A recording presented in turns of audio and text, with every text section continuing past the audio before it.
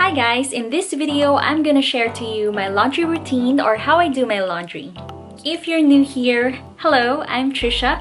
I make cleaning, organizing, and lifestyle videos, and sometimes I post vlogs too. And kung hindi pa po kayo nakapag-subscribe sa channel ko, please click the red button down below. Please subscribe to my channel and also turn on the notification bell icon to keep you notified every time I post a new video. Also, you can follow me on my Instagram account. It's at LoveTrisha12, and on my Facebook account, it's TheLoveTrisha12. All of their links are in the description box below. I do my laundry 4 days a week, and I'm pretty strict about my schedule para alam kong systematic yung process ko, and yun din yung way ko para wala akong makalimutan na i-load sa laundry. So you'll see later on in this video which days I usually load my laundry and kung ano yung mga particular groups ng laundry or ng clothes namin na niloload ko sa specific day din na yon. I'm also going to share in this video the temperature and spin level that I use in doing our laundry. So I already did a laundry routine last year ata yon, and on my previous laundry routine, I've had a lot of comments about how I do my laundry, na dapat daw ganito ang temperature, ganon. I watched it again last night and binasa ko ulit yung mga comments na nandun, and pretty much I can say that I have followed some of your advice. So, pag pinanood nyo yung previous laundry routine ko and i-compare nyo siya ngayon, medyo may makikita na kayong pagkakaiba, especially sa paggamit ng temperature sa washer namin. And syempre, thankful din ako na may mga nag-comments dun sa previous laundry routine ko. So, without further ado, let's start this video!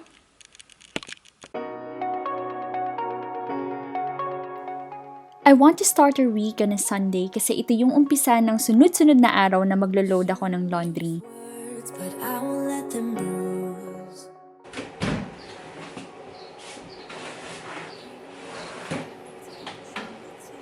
Every Sunday, ang una kong niloload sa washer namin is yung dark-colored clothes.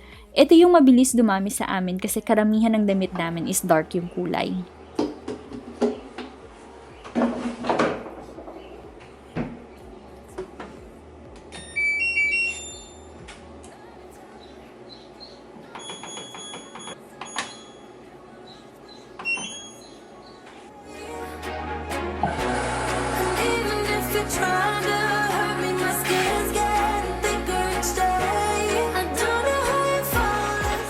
Loading the laundry in the washer is the very first thing that I do in the morning so that I could get on with my day while the washer is on. So after loading my first load on a Sunday morning, I then proceed to folding our clothes that I washed days before para magka-space na kami sa sampayan pagkatapos ng washer.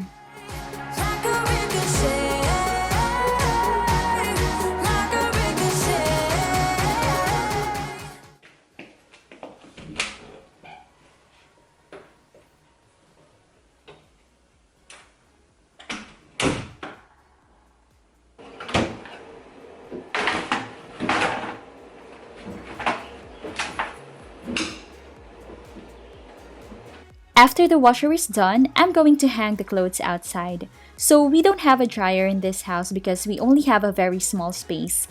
When we first moved in here last year, we had plans to buy a dryer, but then we realized that it would only take too much space in our bathroom and we could live without it anyway. Plus, it's gonna save us a lot of money pa on energy consumption.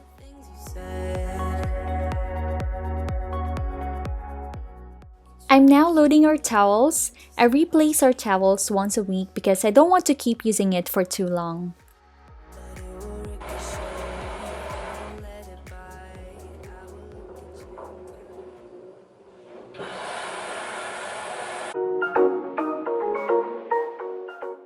Every Monday naman ako nagpapalit ng bed sheets namin. Mas madali kasi para sa akin na gawin siya on a Monday kasi nasa work si Dennis niyan.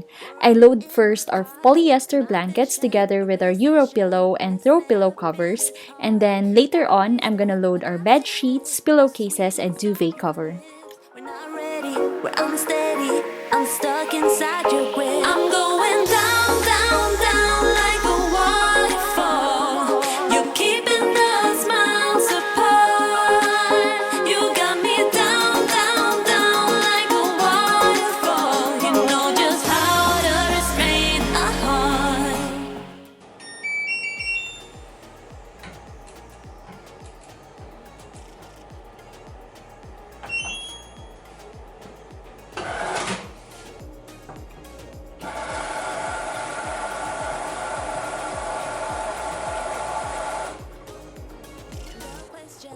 I wash our sheets weekly kasi kumakati yung balat ko kapag masyado ng madumi ang sheets namin.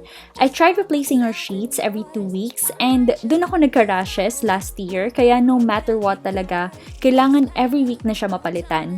How about you guys? How often do you wash your sheets? By the way, since wala kaming dryer dito sa bahay, I don't hang our sheets outside.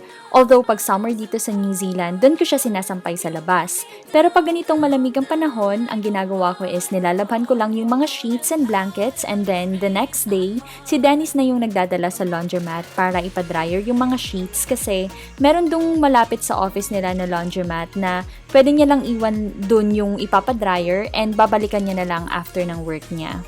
And since every Monday din ako naglilinis ng banyo namin, ganitong araw ko din nilalabhan yung bath mats and kitchen rug namin.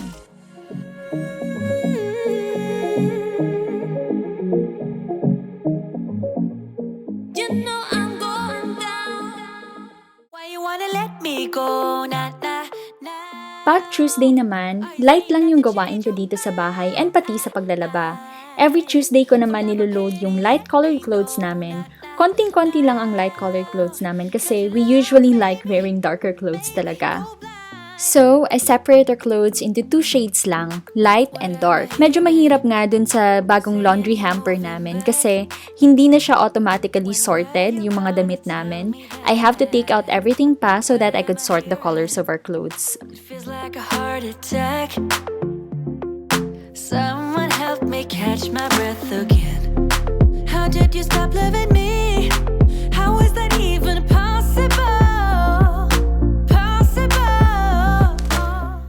After washing the light-colored clothes, sunod ko naman na nilalabhan every Tuesday is yung mga pampunas namin like yung microfiber cloths and towels pampunas ng kitchen counter.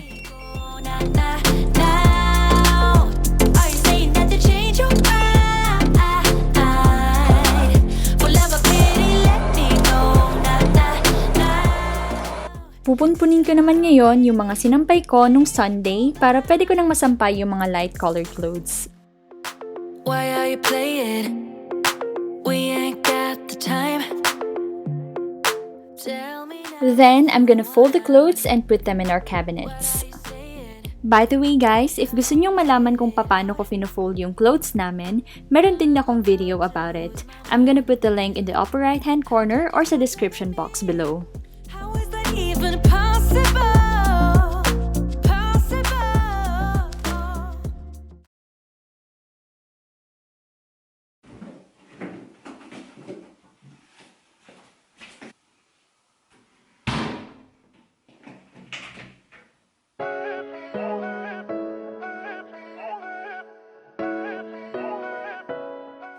Every Thursday naman, naglo-load ulit ako ng dark-colored clothes namin.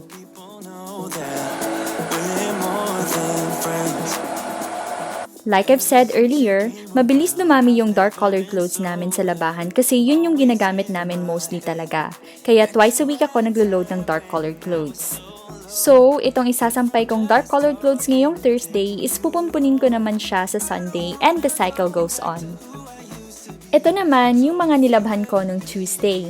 Ifo-fold ko na sila lahat ngayon and ifo-fold ko na rin pati yung mga pinadryer namin na bed linens and blankets. Mas gusto ko tong pakonti-konti na pag-load ng laundry kasi mas nakokontrol ko yung dami ng labahin namin. Ayoko kasi yung natatambakan ako ng labahin and then itatakal ko siya ng isang araw lang. Mas advantageous sa akin yung maglo-load ako sa washer kada araw and then mako-continue ko na yung rest of the day doing other things like cleaning or editing. How about you guys? Paano ba kayo mag-handle ng laundry nyo? Share nyo naman sa amin sa baba. Anyway, sana nag-enjoy kayo dito sa video na to and kung nag-enjoy kayo, don't forget to like this video or share it to your friends and mag-subscribe na din kayo sa channel ko if hindi pa kayo nakakapag-subscribe. Also, follow me on my Facebook and Instagram accounts. Their links are in the description box below. Stay safe kayo always and see you on my next video. Hi guys! So, shoutout time na po tayo. And bago po ako mag-shoutout pala is gusto ko na munang mag-thank you sa inyong lahat. Salamat po sa mga nag-subscribe sa channel ko. Currently po, nasa 1,021 subscribers na ang channel na to. And I'm so grateful talaga kasi parang Last week lang ako nag-request sa inyo na kung sana makaabot tayo ng 1,000 subscribers. And ngayon, medyo lumampas na tayo ng konti sa 1,000 subscribers. So, thank you so much po sa inyong lahat. And sana continuous na mag-grow itong channel na to para continuous din yung paggawa natin ng videos kasi nakaka-motivate po talaga every time na may nagsusubscribe sa channel ko. So, thank you so much po sa inyong lahat. Hindi ko akalain na ganito kabilis. Akala ko parang by the end of September pa bago ko ma-reach yung 1,000 subscribers. Tapos ngayon medyo lumampas na tayo. Ilang days ko pa lang yung pinopost. So thank you so much guys. Grabe, nakaka-overwhelm yung suporta. And thank you po talaga sa inyong lahat. And ito po yung promise ko sa inyo. Patuloy lang po ako sa paggawa ng mga how-to cleaning videos, mga cleaning videos. And kung gusto nyo din po ng mga lifestyle videos and mga vlogs, gagawa din po ako nun. Thank you so much po sa inyo talaga.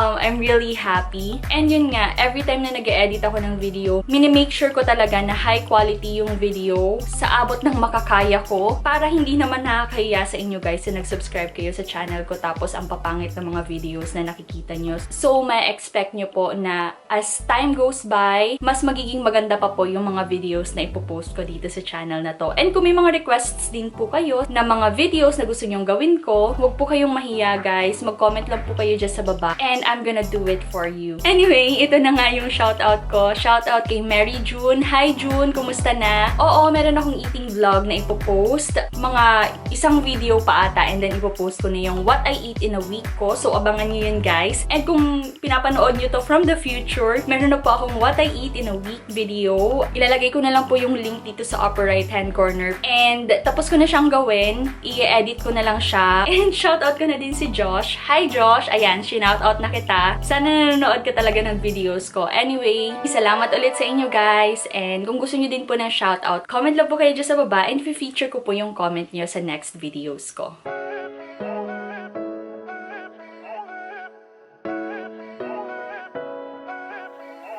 Posting pictures on the gram so other people know that we're more than friends. And ever since you came around, I've never been sober, always in my head. Met you at a time when